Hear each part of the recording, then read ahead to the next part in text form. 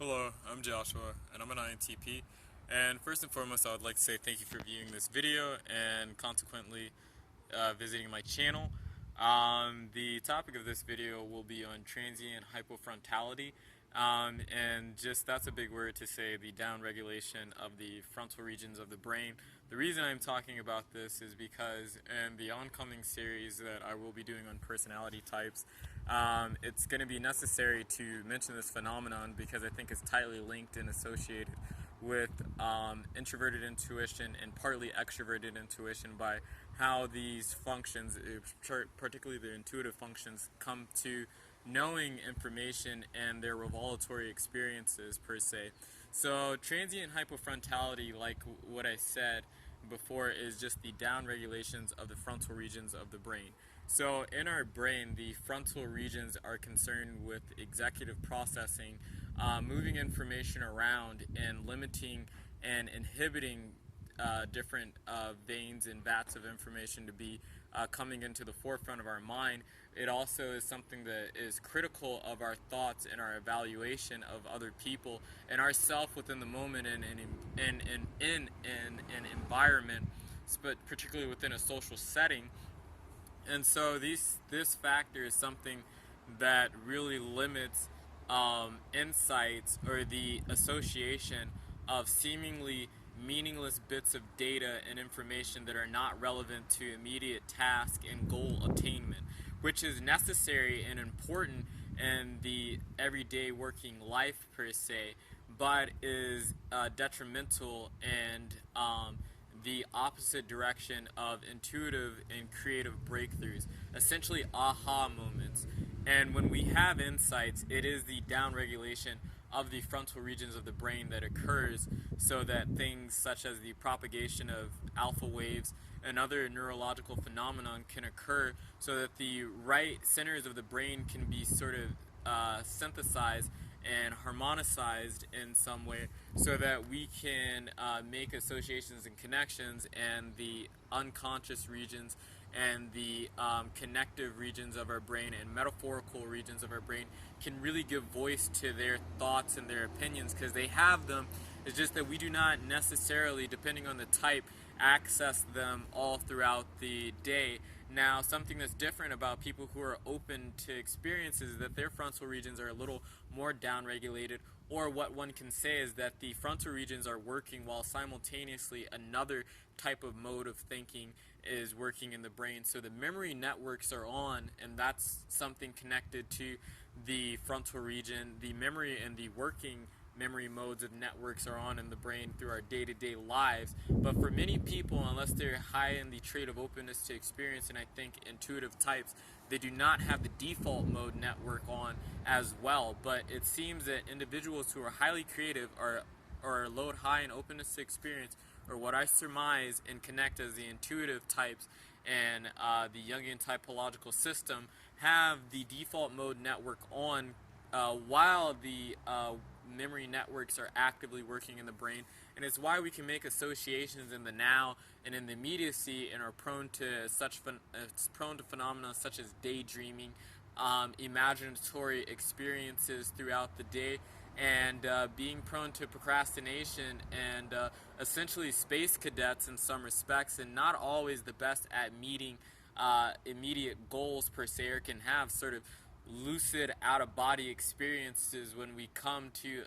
an insight or a conclusion, can be stricken in the day by these things, but that's not always typical. And the major and the prominent insights happen essentially when the downregulation of the frontal regions happen, and this is called transient hypofrontality. And this phenomenon is also responsible for us learning, and is something that is very current in the process of dreaming and our assimilation and processing and connecting of ideas and making richer connective associations. It's sort of, we need to be with our information and against it and beat our heads against the wall, but then take a break so that the tension can go away and the relaxation can happen. It's why Archimedes had his revelatory experience in the bath, because for some reason hot water and soothing phenomenon, white noise, and things that send the brain into passive modes and passive qualities of wave phenomenons in the brain lead to the production and the onset of alpha waves, and those are a specific type of wave, a resonancy that is tightly associated with meditative experiences. Whatever studies I think have been done on prayers don't exactly cite me on that one, so I probably should take that information out. But I think that they're associated with things like that and paranormal experiences and activities. Sort of the insight, it's the mode of insight in the brain, and it's where flow state happens and other immaculate and experiences that are connected to the sublime or powerful agencies of striking in terms of aha moments or divine revelations or whatever you want to call it per se. It's in this state of the brain, and when hypotransient frontality occurs, that these things are possible. It's also where creativity is its most dominant and forefront, with the creative associations are most dominant and forefront, and researchers have noted this in jazz musicians and freestyle rappers per se, that the difference, they use different regions of the brain when they're doing improvisation versus recited and rehearsed things, and that the improvisational modes of activity and thought are associated with the down regulation of the brain and the inner critic in the mind, or what some people call the Woody Allen of the brain, and the propagation of alpha waves and the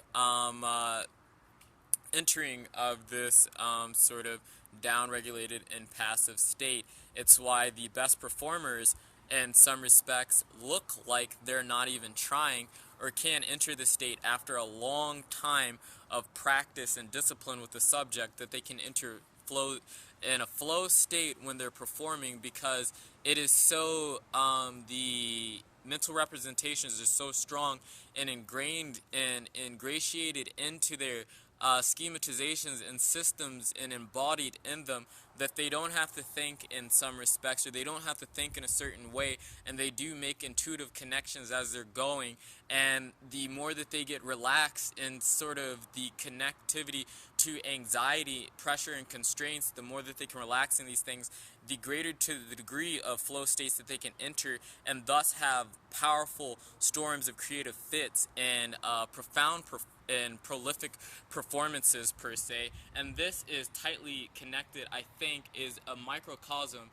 dependent. There's variability of the phenomenon of intuition, particularly introverted intuition, and well, just intuition in general, and then it has a bimodal splitting or forking between the two, whether the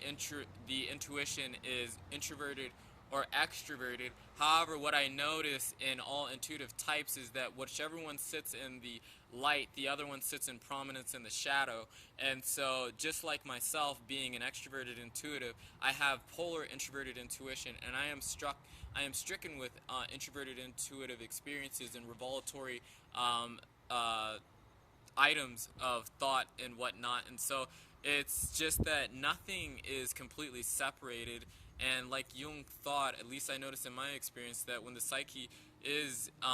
not overinflated and we are actualizing ourselves, that things tend to run in parallel with one another and balance and support one another. And as the active hand reaches for something, the shadow hand reaches in kind and in step with it. And so that's essentially on transient hypofrontality, and I wanted to make a video on that on its own before I made a video on the phenomenon of intuition, because that's the landscape and the way that I'm essentially making out intuition, though that there is another palette of intuition that is based on our experience essentially, which is why it's necessary for one to go out and be exploratory in the world and collect things, because an occult and a itemization of empirical data that also leads to the process of intuition and aids them, as the NESI axis is the axis and the NISE axis is the axis that empirical leanings and empirical taking in, or the absorption of the environment and vats of information being given to one another by the environment, lead to the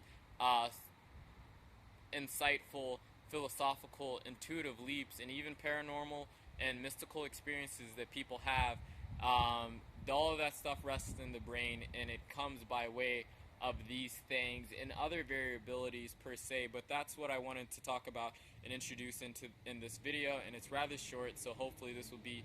more digestible and easier to access for most people. Though this was far more scientific than the last few videos I have made in terms of its scope and terminology. So that's the video, and thank you for watching.